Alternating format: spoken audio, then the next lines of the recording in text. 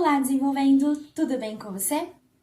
Hoje vamos falar um pouco o porquê que a criança e o adolescente são especiais na lei. Como que a psicologia explica isso?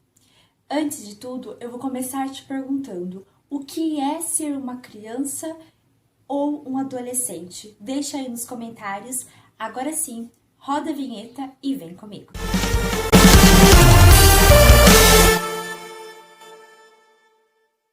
Alguns poderão dizer que ser criança é um ser que vive sem preocupação e que vive a melhor fase da vida. Já o adolescente é um ser preocupado, indeciso, ousado, pois vive as fases mais intensas da vida, que são as fases em que grandes mudanças acontecem. Bom, esta linha de pensamento pode não estar errada, mas não podemos considerá-la como uma regra. O que a gente pode aqui afirmar e sem medo de errar é que, por estarem em fase de crescimento físico e psíquico, por não terem condições de autogestão como nós adultos, por estarem ainda desenvolvendo as habilidades sociais, grupais, individuais, enfim, a gente pode afirmar que elas, adolescentes e crianças, têm que ter o direito, têm que ter acesso à alimentação, ao lazer, educação, e tudo isso é um direito assegurado por lei, e que é o dever do Estado, da comunidade, do adulto, da sociedade, garantir que todas as crianças e adolescentes tenham acesso a esse direito. Agora eu posso, talvez, ouvir daqui alguém aí no meio, ou melhor, mais do que um alguém, perguntar: como assim, Fran, um dever? Vamos falar sobre isso.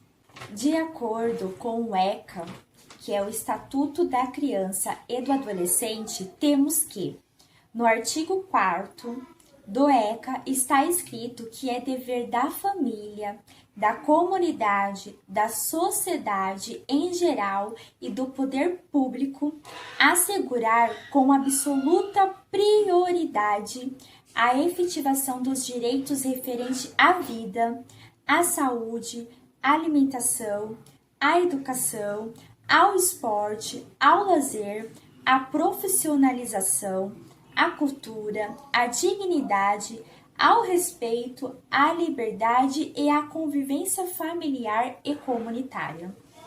Bom, agora que a gente visualizou que a lei reconhece o adolescente e a criança como responsabilidade não somente dos pais biológicos, mas como da sociedade em geral, agora que a gente visualizou isso, que a lei reconhece que esses seres são seres que precisam de toda a atenção e cuidado, vamos entender o porquê que eles, as crianças e os adolescentes, precisam de todo esse cuidado?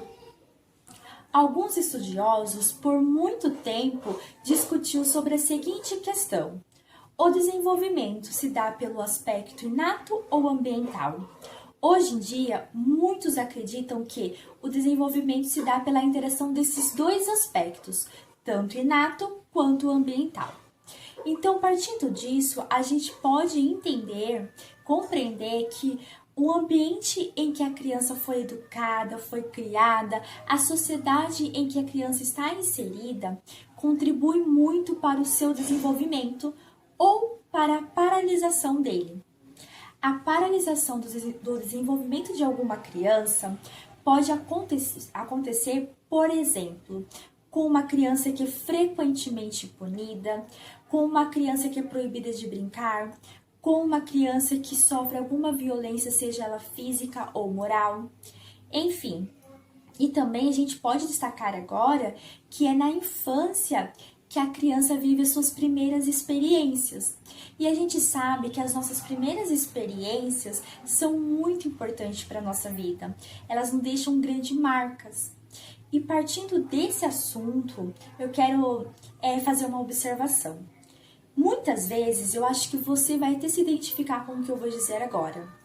A nossa memória não registra somente as cenas de determinados momentos, experiências que adquirimos, que vivemos. Elas registram também algumas emoções que sentimos naquele momento em que vivemos determinada situação, momento. Então, quando a gente lembra desse momento, tem uma grande possibilidade de a gente viver a emoção que sentimos naquele momento com as lembranças. Então, tente pensar se essa criança é uma criança que de repente passou por uma experiência nada agradável. Sempre quando ela lembrar dessa experiência, a possibilidade da emoção negativa vir junto é grande.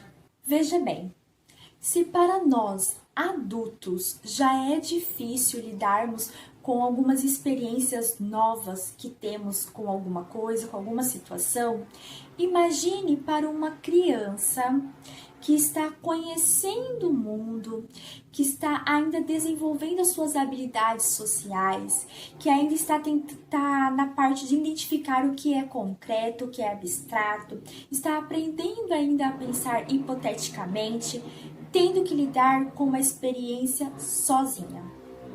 E vamos piorar, tendo que lidar com uma experiência negativa e sozinha. Vamos piorar ainda mais. Vamos imaginar que esta experiência é uma experiência de violência sexual, onde o próprio pai é o que abusou da criança. E esta criança, mesmo com medo e vergonha, decide contar para sua professora e pedir ajuda. E a mesma recusa ajudar esta criança. Segura aí essa imaginação e deixa eu trazer uma curiosidade que vai servir para a gente terminar a nossa reflexão. A nossa autoimagem, por mais estranho e contraditório que possa parecer, ela é construída também pela visão do outro, que se tornam os reflexos que a gente vai recebendo ao longo da nossa vida. Continuando o nosso exemplo. Esta criança se tornou um adolescente. Como será esse adolescente? Como será que vai ser esse adolescente? Bom, antes de continuarmos, eu peço, por gentileza, que vocês curtam, se inscrevam no canal e compartilhem esse vídeo, pois essas ações me ajudam a continuar. Vamos continuar o vídeo. Recapitulando.